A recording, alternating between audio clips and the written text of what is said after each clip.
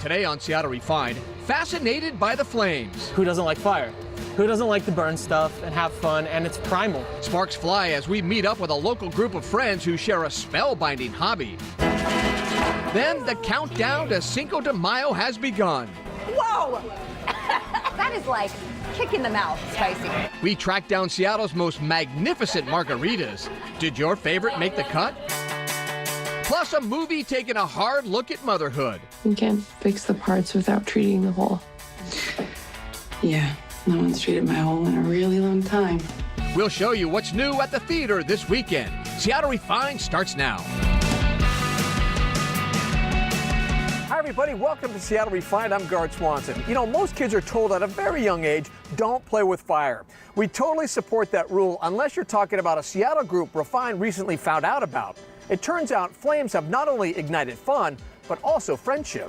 On a sunny Seattle day, you can find just about anything at Gasworks Park. Tightrope walking, juggling, even a boxing class almost go unnoticed. But there's one group who meets up 2 times a month that always attracts a crowd.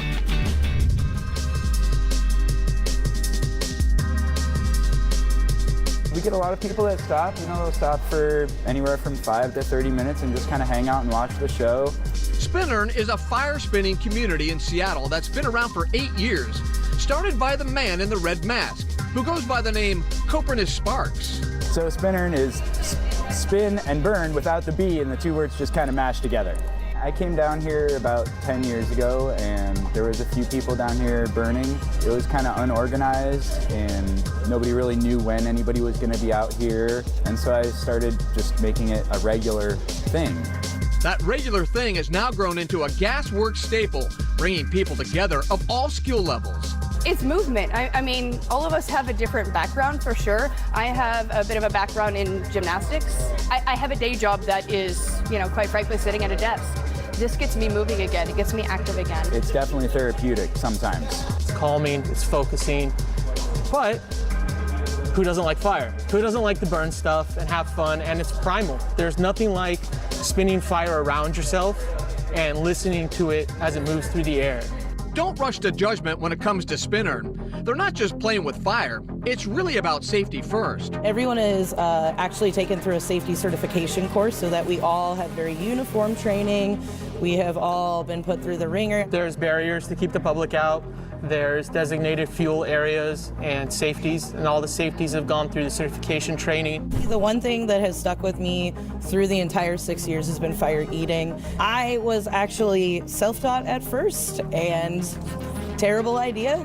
And guess what? People from Spinnern grabbed me and were like, that's not how we're gonna do this. We're gonna put you through classes and all these fantastic things to make sure that you are well taken care of on your adventure. Spinnern, pulling people out from doing dumb things. At tonight's meetup, there was a first-timer who felt confident enough to light up thanks to the Spinnern community. They specifically told me, okay, only light the last 4 because it's going to be really hot. And I was like, oh, I don't know, I kind of really want the full effect. But I took their advice, and I'm really glad I did because it was really, really toasty. As much as the fire spinners love their craft and the attention, there's one question that can get annoying. Do you ever get burned? That's probably the #1 question. Honestly, my response to that is I've gotten worse burns from my oven at Thanksgiving. Let me show you the one from my turkey last year. I'm a professional cook, so I've definitely burned myself way worse in the kitchen. Happy to say we have never had an incident. And again, it has to do with our safety training and making sure we're all doing it the same way and keeping an eye out for each other. I did not burn myself. My hair is still here. It's pretty excellent. Is there an interesting Seattle community that you belong to? Let us know on our Facebook or Twitter pages. The Norwegian community is about to get a lot cooler in Ballard. This weekend is the grand opening of the brand new Nordic Center.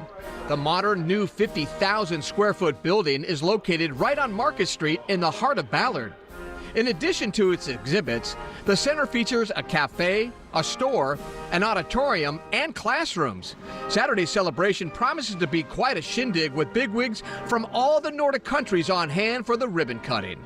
I don't know about you, but I'll be breaking out the tequila this weekend. I'm celebrating the fact that Cinco de Mayo falls on Saturday instead of a school night. A little history lesson. Cinco de Mayo commemorates a victory by the Mexican army over France back in 1862. And it's actually a pretty minor holiday south of the border.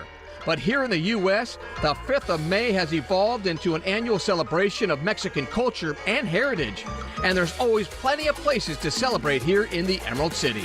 Of course, margaritas come to mind when you think of Cinco de Mayo, but not all margs are created equal. That's why Refined's Carrie Brandenburg gathered a special investigative team to find the best margaritas in Seattle. Let's be honest, this tough assignment should not be handled alone. That's why I brought along 2 trusted advisors who share my same genetic passion for margaritas. My opinionated sister Annie and my free-spirited sister Paige. Our first stop, La Carta de Oaxaca in Ballard. And it's slammed in here. Are you guys always this busy? Yes, we can get very busy. Sometimes people are waiting up to an hour for a table. We have a good fair share of people that just come in here specifically just for our margaritas. So you made our list of top margaritas in the entire city of Seattle. What do you think makes this so special? I think it's just because it's fresh and it's simple. So ladies, this is my spicy margarita. It's salsa tequila infused with cayenne chili peppers. Ooh, whoa! That is like kick in the mouth spicy. Whoa! We didn't have to go far for our next top margarita. A small Ballard tapas bar called Ocho. So we hear there is one margarita on this menu. That's correct. It's the $12 margarita, so named because of the price of the tequila for this drink. It's a very special tequila called El Tesoro Añejo. It's an aged tequila, has kind of a pine sap and caramel overtones, a little bit of a citrus finish. Sounds delicious. We will take 3 of those. All right, $12 margaritas. All right. No salt for you. Woo. Cheers. Oh my goodness, that is delicious. Do you have people that come in specifically for this Absolutely. margarita? In a cocktail with so few ingredients, it's so simple, then you want to use the best ingredients that you can find. And you told us there's 3 ingredients, but you add a 4th. What is your 4th ingredient? It's love, of course. You have to feel it. We were feeling those margaritas, but we had one more place to hit up. The Saint on Capitol Hill. So you've made these lists a few times, right? You're known for your margaritas. What kind of makes the whole margarita experience here at the Saint so special? One thing that for me that really makes a difference is just the balance of the margarita. We have El Santo, our classic margarita. We have our mezcal margarita, and we have our mango margarita. Smoky. Definitely the smoke. Mango-y. But like with that little bit of spicy kick, it's really good. And then this one, for the lovely adventurous Yes. one, is it's called Sal de Gusano. Okay. Gusano translates to worm. Like a worm in the ground. Yeah, like the worm that's in the agave bottle. So it's brown because it's worm. Would you say that you have the best margarita in Seattle? Of course I would say that we have the best margarita in Seattle. Well, ladies, I think our margarita day was definitely a success. Cheers to the best margaritas in Seattle. Cheers. All right. Many multiple. To check out the list of the best margs in town, head to SeattleRefined.com. Refined is just getting started. It's been named one of Seattle's essential food trucks. Simple business model, really. Grilled cheese. Everybody loves grilled cheese. Find out why these melt-in-your-mouth Sammies are the talk of the town and the taste buds. But first, the notorious RBG. She's become such an icon. Do you mind signing this copy? I am 84 years old and everyone wants to take a picture with me. Our refined review of a fascinating new documentary about the life of Ruth Bader Ginsburg. Plus, a roundup of everything else that's new at the movies.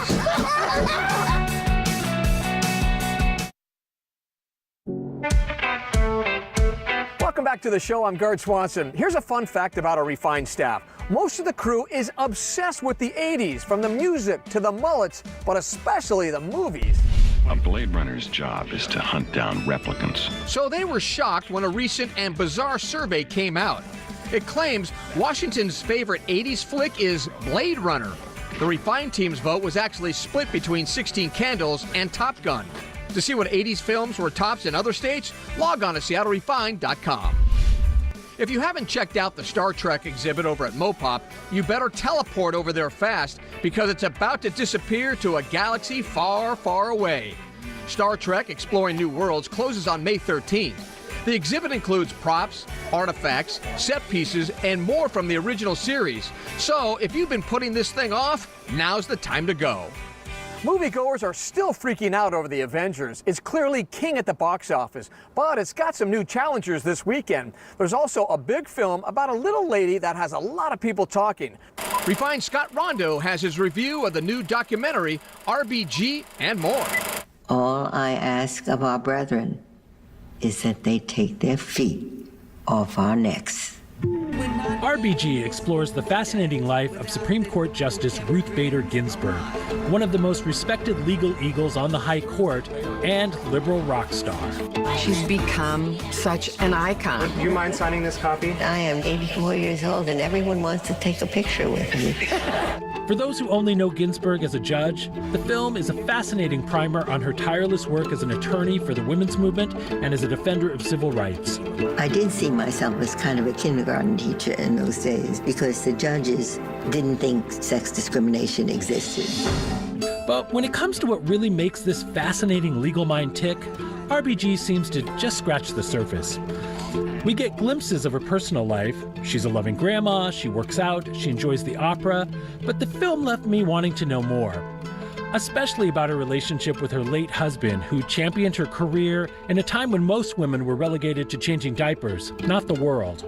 He was the first boy I ever knew who cared that I had a brain. RBG is a doc that definitely has a brain and a heart. I just wish it had a bit more depth. It opens tomorrow. I give it 3 out of 5 gavels. No. Also opening tomorrow, Tully, starring Charlize Theron. It reunites Theron with director Ivan Reitman and screenwriter extraordinaire Diablo Cody. The three made the fantastic dramedy Young Adult a few years back. This time around, Charlize plays a worn-out wife and mother of 3 who's gifted a night nanny to help her deal with her newborn. Cody, who also wrote the teen pregnancy comedy Juno, is one of the sharpest voices in Hollywood, so I'm betting her take on motherhood is worth the price of admission alone. Tully is rated R. You're really my wife? For better or worse, baby. I'm not as hopeful about the new Anna Faris vehicle Overboard. If the title sounds familiar, yes, it's a remake of the 1987 Goldie Hawn-Kurt Russell comedy about amnesia, because amnesia is so hilarious.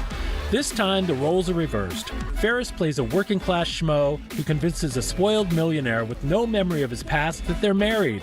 This one just smells like a retread. It's rated PG-13. It's too bad your mom ain't here. You and her could be stubborn together. Finally, grab a towel, because I have a feeling tears will be shed at the writer. It's the story of a young rodeo star forced to give up the sport he loves and forge a new life after a near-fatal accident. The buzz on this one is really good. The writer is rated R. Scott Rondo, Seattle Refined. Still to come on Refined, the local cat that's the king of Instagram, and a grilled cheese that you just have to experience. But first, our sponsor, Tulalip Resort Casino, brings you this One Club Minute. At Tulalip Resort Casino, the casino floor is the place to be. 37 tables playing 11 different games, including the table games version of a classic card game, Ultimate Texas Hold'em. The goal is simple: make a better 5-card hand than the dealer. After placing bets, each player is dealt 2 whole cards, and 5 community cards are placed face down on the table.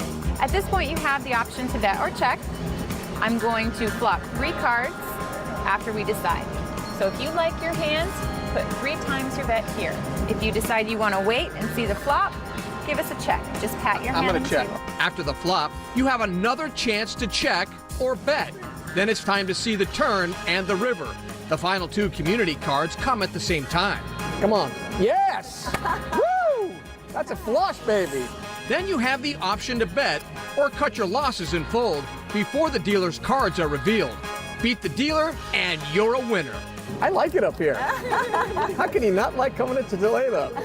If you have any questions, the dealers and pit bosses at Tulalip are always ready to help. Good luck and happy gaming.